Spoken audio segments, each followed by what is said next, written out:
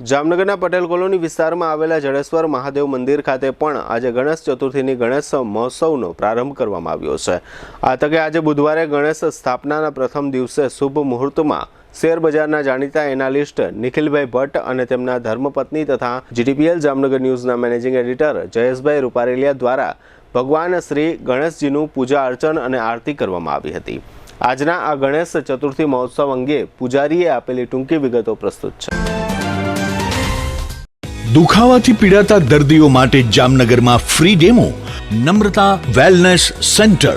ચાલો અપનાવીએ નવીન એક્યુપલ્સ ટેકનોલોજી જે લોહીનું પરિભ્રમણ સુધારે, તમારા સ્નાયુઓને શક્તિ આપે, તમારા શરીરને જોમ આપે, ઉપરાંત પંજામાં સોજા થવા, પંજામાં ચડતા ગોટલા અને ગઠ્ઠા થવાની સમસ્યા, અન્ય ઘણા દુખાવાથી મુક્તિ મળે।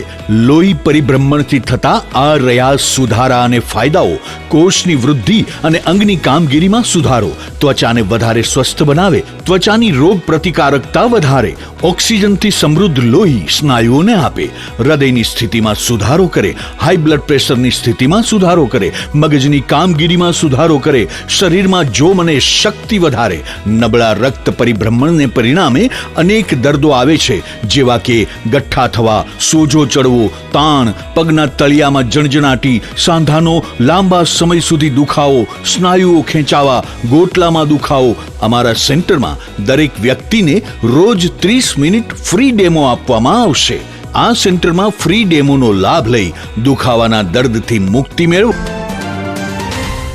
જડેશ્વર મહાદેવ મંદિર જૂનું અને પુરાણું અંદાજિત 50 વર્ષ પહેલાંનું મંદિર છે।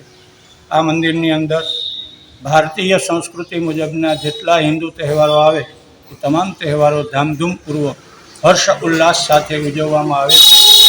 આજથી શરૂ થયેલા ગણપતિ મહોત્સવ જે ગણેશ ચતુર્થીથી આરંભ કરી અને અનંત ચતુર્દશી સુધી એટલે કે ભાદરવા સુદ ચોથથી કરી અને ભાદરવા સુદ 14 સુધી 11 દિવસના ગણપતિ મહોત્સવનું આયોજન દર વર્ષે જડેશ્વર મહાદેવ મંદિરમાં આયોજનપૂર્વક થાય છે અને આ મંદિરની અંદર ખૂબ ભાવિક ભક્તજનો બહોળી સંખ્યામાં આ તમામ તહેવારોનો ઉત્સવોનો ભાવપૂર્વક ઉત્સવનો આનંદ માણે છે અને આ મંદિરની અંદર દરેક ભક્તજનો પોતાની ખુશી પણ વ્યક્ત કરે છે અને આ મંદિરમાં દરેક ભક્તજનોના દરેક મનના મનોરથ પણ ભગવાન શાંબત સદાશિવ પરિપૂર્ણ કરે છે।